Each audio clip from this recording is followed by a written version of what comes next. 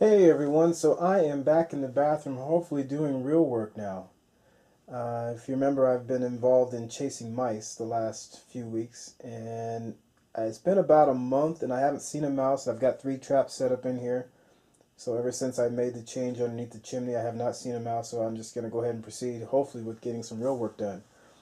And the one thing I did prior to going into the whole mouse chasing business was that I moved the 2 shutoffs there, the hot water and the cold water for the sink. And I'm going to apologize right away because I don't have any video of the actual soldering work because I was imaging my computer and I neglected to save a bunch of files, and those files included some videos which happen to be of this copper pipe work. So I do have one video that I will kind of a quick clip that I'll throw in just to kind of see how I progressed as I got a little bit better at soldering. But other than that, I really don't have much else to show. So I'm going to try to get through this as quickly as possible. So the one thing I talked about before is that I didn't really want to move these 2 supply lines originally. But then I thought about it a little bit more and I said, you know what? I really don't want to be cutting any holes in that vanity, nor do I really want to risk damaging it in any way. And the other thing I thought about, I said, you know what, also if I move those supply lines inside that cutout on the back of the vanity, then I can save some space also. So that's why I decided to go ahead and move those, because I'm going to have the drain right below there. It's going to be kind of triangulated there right below those 2 shutoffs. So I thought that was probably the better option. Now in doing that, there are quite a few considerations. First of all, the opening is only about 7.5 inches wide.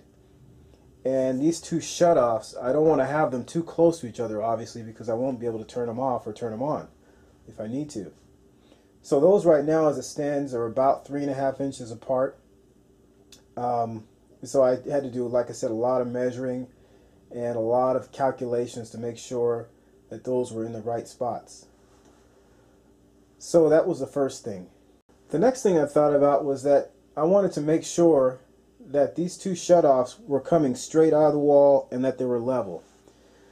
So when I took my measurements, a lot of the measurements were done from the bathroom side of the wall, but the pipes themselves are actually closer to the kitchen side of the wall, so I transferred my measurements to the kitchen side of the wall and did a lot of the work from the kitchen. I did make one mistake, as you can see right down there. I had to put a little coupling on there because when I transferred my measurements into the kitchen, I neglected to take into account that the walls are a little bit different. So this shutoff here, the hot water, was actually about 1 inch too far to the left, so I had to make an adjustment and move it to the right there. So how I made sure that both of these shutoffs were level is that I used a car jack to keep those level while I soldered. And then once I got this piece, the stem piece, soldered in, then I was good to go. I just need to solder the cap on. So I did that on both of these pipes here. That's how I kept them level. And they're also the same height too, which is a good thing. It looks so. Hopefully it'll look really good inside the vanity when I'm all done. These 2 shutoffs are also coming straight out of the wall.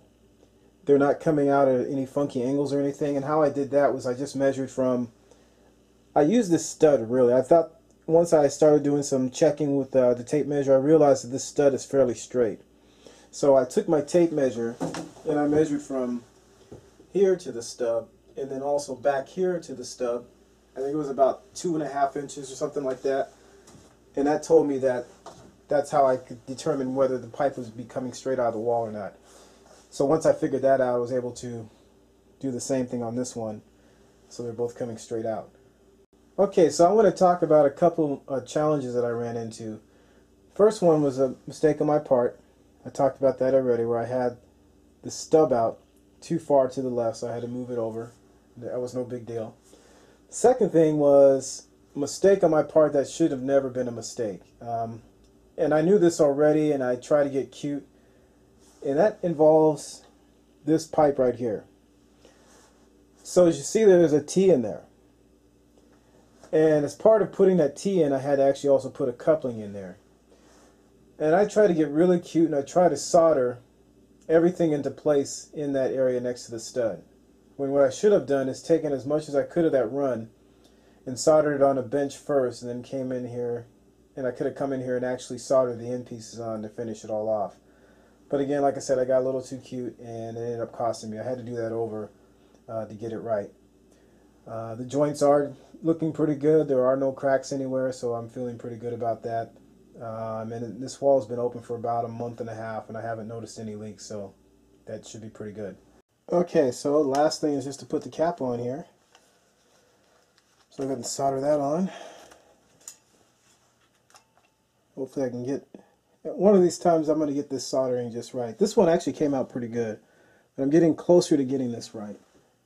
So I guess that's why there are professionals that do what they do, like plumbers.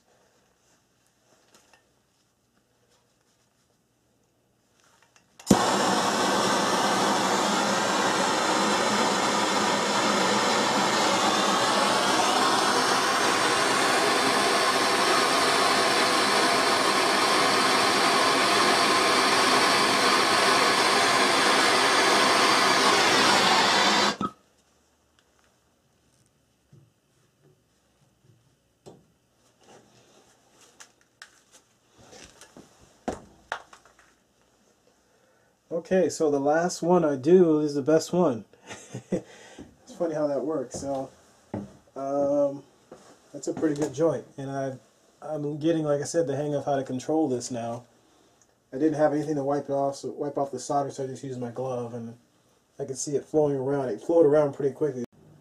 So as you saw in the clip that I included, I used the TS8000 torch with MAP Pro gas. And this combination heats up very fast, so if you're going to use something like that, definitely practice before you actually put it to work. Thanks for watching.